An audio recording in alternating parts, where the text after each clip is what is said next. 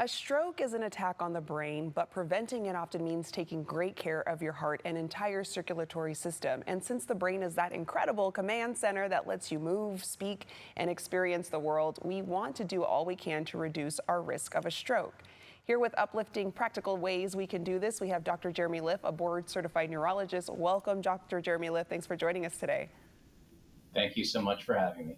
Of course. So, doctor, if you had to break it down simply, what are the key differences between the kinds of strokes there are and the red flags we shouldn't ignore?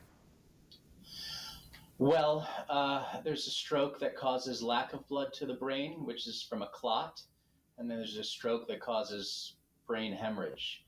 And the things that are most important is that really any setup for problems with your blood vessels can cause either. And the most common cause of a stroke is when there is lack of blood flow to the brain. So the risk factors that damage your blood vessels are the risk factors that will put you at higher risk for stroke. And if someone feels off or just kind of notices something unusual, what kind of symptoms mean it's time to call for help right away because they may be having a stroke? When it comes to stroke symptoms, the key is sudden and painless. So suddenly you can't talk correctly, or suddenly your vision is out, or all of a sudden one side of your body is not moving well, or you're discoordinated all of a sudden, or you can't walk well all of a sudden, and there's no pain. That is when you have a medical emergency and you must seek treatment immediately. Too many patients that I've seen in my past who have gone to sleep to see if it'll go away, that's not what you want to do, because the best way to get treated is as soon as you can. Definitely. And we often hear that blood pressure is a big risk factor. So what should people be aiming for, and when is it time to take action? Blood pressure is probably the most important thing you can talk about. And it's so important to have your blood pressure checked. If you have a primary care doctor, follow their recommendations and establish one if you don't.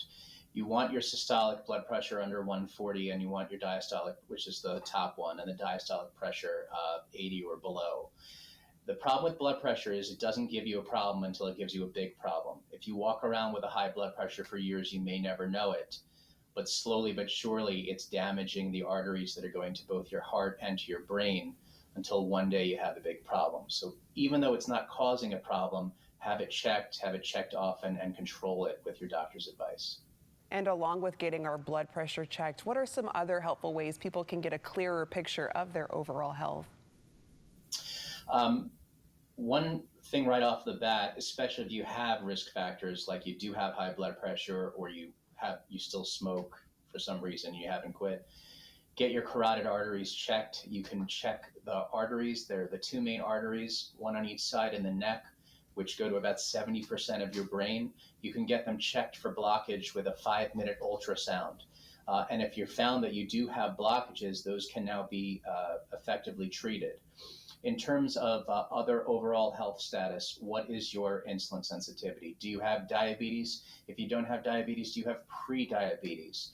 Because insulin resistance and elevated blood sugars are very, very high risk factors, along with smoking and along with blood pressure, for developing damage to the arteries which go to your heart and your brain.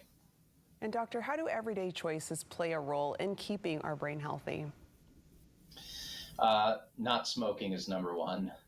And once you've accomplished that, or you've never started, hopefully, diet. Foods that create insulin resistance, sugars, ultra-processed foods, seed oils, vegetable oils at high temperatures lead to metabolic dysfunction, liver sickness, insulin resistance, and then ultimately systemic inflammation and hardening of the arteries. So healthy choices, healthy sugars from vegetables and fruit, fiber, good fats from fish, and natural foods. Avoid the ultra processed foods if you can. It's not an easy thing to do because of the way things have gone in our society and our country the last 50, 60 years. I know it's not easy and it can get a little expensive, but your body is that's your greatest investment. So to the extent that you can, try to eat better, exercise, cardiovascular, get your body moving. I always say to patients who aren't doing anything, just start walking. Rome was built in a day. Don't try to go out and run a marathon if you haven't even gotten off the couch. You're just going to fail, and it's going to be depressing for yourself. Just get up and start walking, do something, and then gradually, slowly but surely get more active. All helpful tips that we can take now to ensure that we're living a healthy lifestyle. Dr. Jeremy Lift, thank you so much for joining us. I'm going to let our viewers know where they can go for more information to be informed and take control of your health. You can find out more by heading to jeremylifmd.com.